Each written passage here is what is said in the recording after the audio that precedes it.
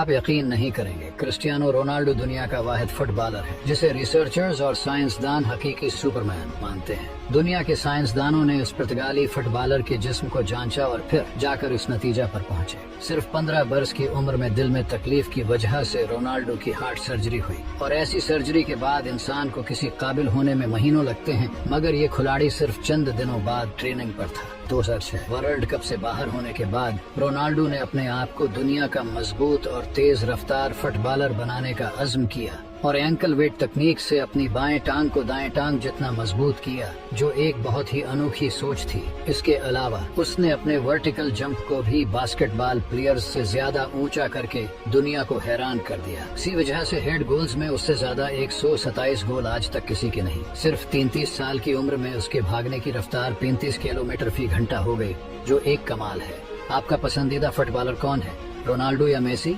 Comment में जरूर बताएं।